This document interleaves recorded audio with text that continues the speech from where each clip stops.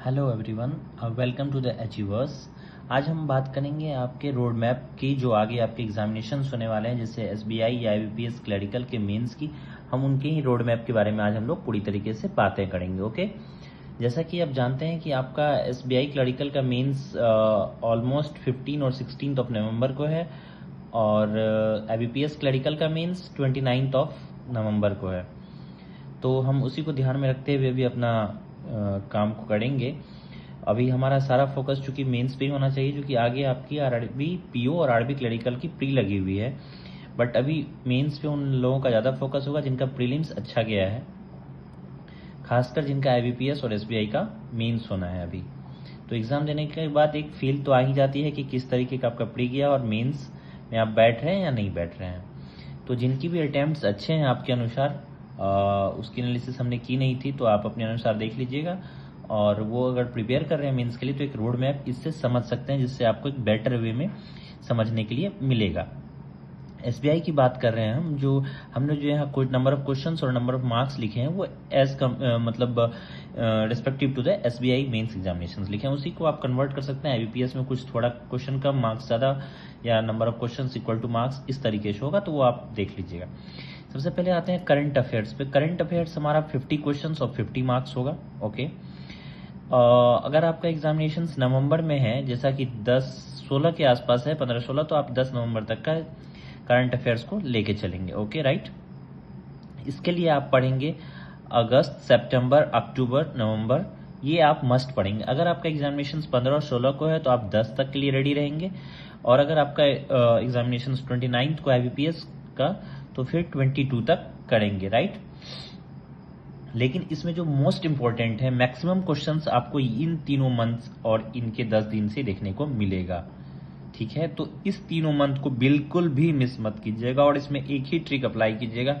जितना आप multiple times revision करेंगे इन सारे मंथ्स का, उतना ही अच्छा होगा।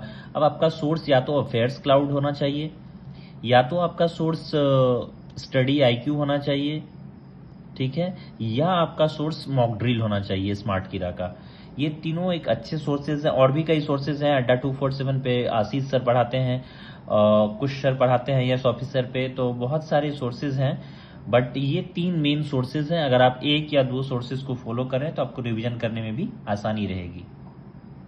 लेकिन एक बात का जो आप लोग हमेशा ध्यान देंगे, वो ये है कि आपको अगस्त, सितंबर, अक्टूबर किसी भी कारण से मिस नहीं करना है।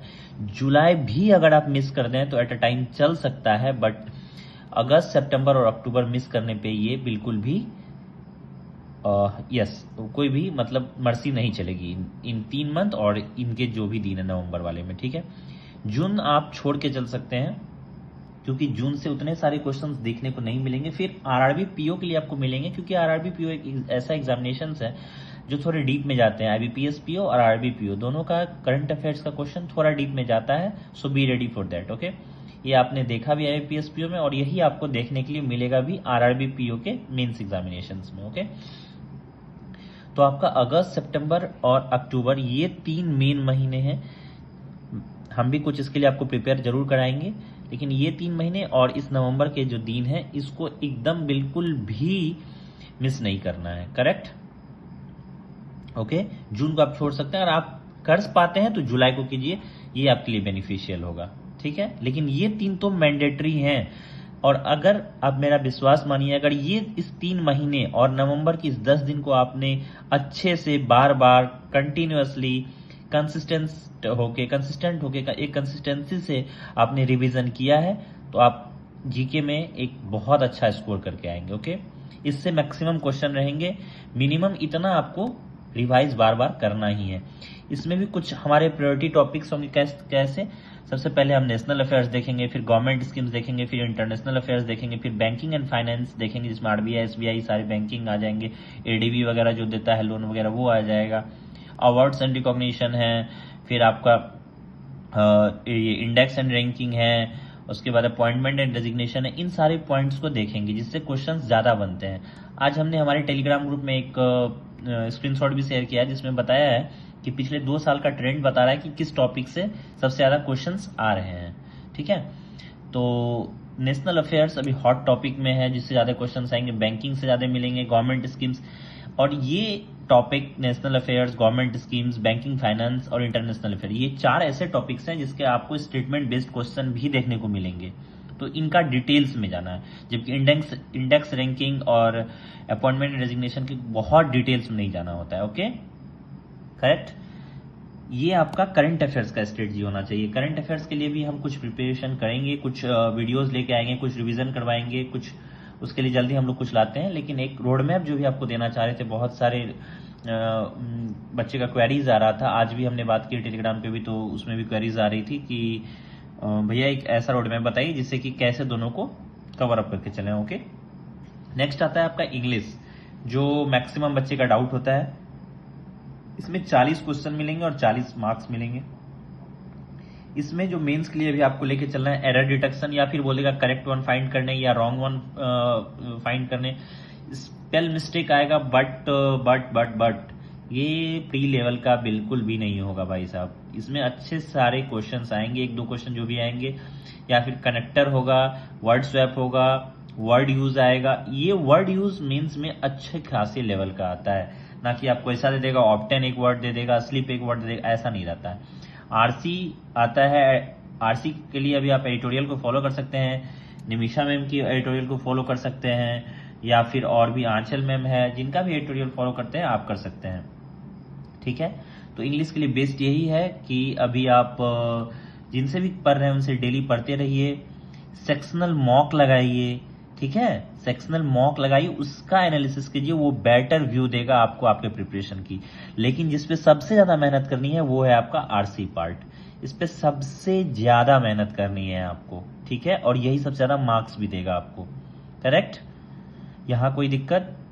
एरर डिटेक्शन को भी हम कुछ मेंस का लेके आएंगे, कुछ कभी 5 एरर डिटेक्शन ले लिए, कभी वर्ड यूजेज ले लिए, इस तरीके से हम कुछ करवाने का ट्राई करेंगे जल्दी।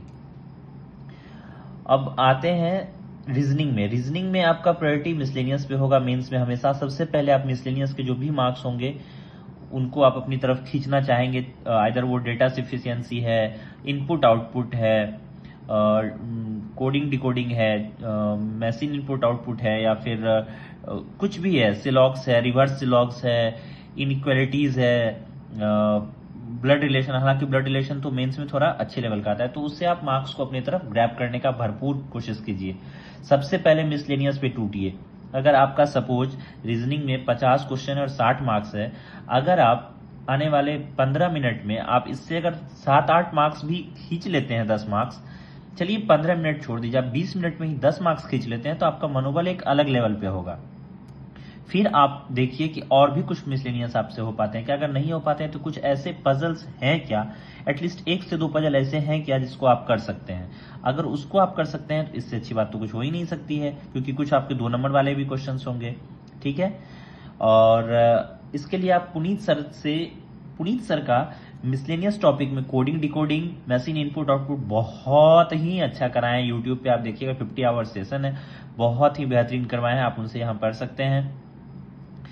जब हम तैयारी कर रहे थे तभी भी हम इनसे तैयार किए थे उन टॉपिक्स को। और सौरभ सर बहुत ही अच्छा रीजनिंग पढ़ाते हैं, एक बार आप इनसे पढ़ के देखिए, इनसे कर सकते हैं मिसलेनियस टॉपिक, आपको यूट्यूब पे मिल जाएगा, इनके चैंपियंस बैच में मिल जाएगा।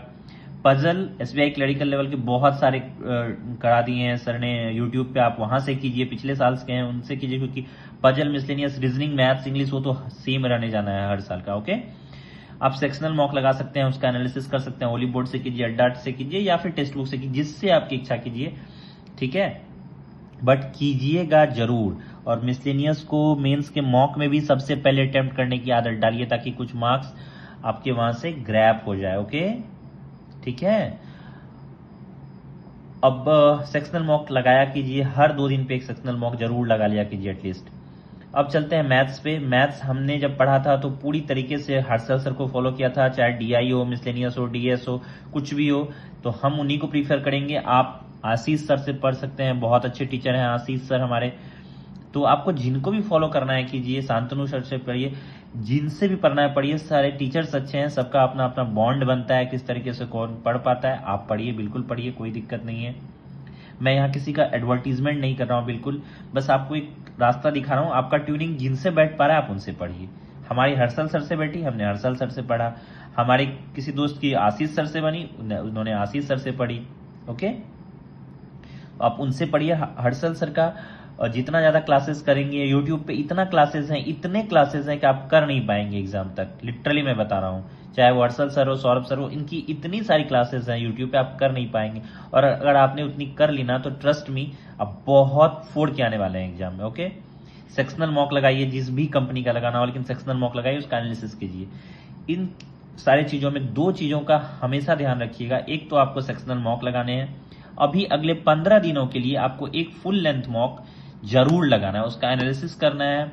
अगर उसमें कोई दिक्कत आ रही है, आप उसका स्क्रीनशॉट लीजिए, टेलीग्राम ग्रुप में डालिए, उसमें क्वेरीज कीजिए, किस क्वेश्चन में क्वेरीज है, कहाँ दिक्कत आ रही है, आपस में बात कीजिए, हमसे पूछिए, मैं सारा चीज़ बताऊंगा। अगले 15 दिन के बाद फिर इसको 2 कर देना है कम से कम वीक में, बट अभी अगले 15 दिन के लिए इसको एक फुल लेंथ मॉक जरूर से जरूर लगाना है, चाहे कुछ भी हो जाए, उसको नहीं भूलना है। ठीक है, इन सारे समरी में एक चीज जो अभी मैंने छोड़ा हुआ है वो है PYQ, चाहे रीजनिंग हो, चाहे इंग्लिश हो, चाहे मैथ्स हो, इसको नहीं छोड़ना है। आप अभी जाइए, मैथ्स का PYQ डालिए बाय हर्षल सर, एकदम डिट्टो एग्जैक्ट सेम क्वेश्चंस मिलेंगे आपको वहां पे। ठीक है, आप कर सकते हैं। रीजनिंग का सेम क्वेश्चन आपको मिलेगा, आप जाके एक बार देख के देखिए। ठीक है, तो ये PYQ को आप जरूर कीजिएगा, तभी आपको एक आइडिया लग जाएगा कि किस तरीके का क्वेश्चंस वहां पे आ रहा है। बहुत ज्यादा हार्ड नहीं होता है SBI क्लरिकल मेंस, स्पेशली मैं आपको बार बार बता रहा हूं, ये फोड़ना बहुत इजी है। बस आप उसको करते जाइए, कंसिस्टेंट होके कीजिए, अच्छे से कीजिए, कोई दिक्कत नहीं आएगी। ठीक है, बाकी हम लोग इसका रिविजन के लिए जल्द ही कुछ लाते हैं। बाकी ये आपका रोड मैप है, इसको आप अच्छे से समझ के प्रिपरेशन कीजिए, कैसे कहाँ कोई भी डाउट आ रही है आप कमेंट सेक्शन में हमें जरूर बताइए। ठीक है, और जिन भी फ्रेंड को दिक्कत आई है समझने में, आप उन्हें ये वीडियो रेफर कर सकते हैं बिल्कुल।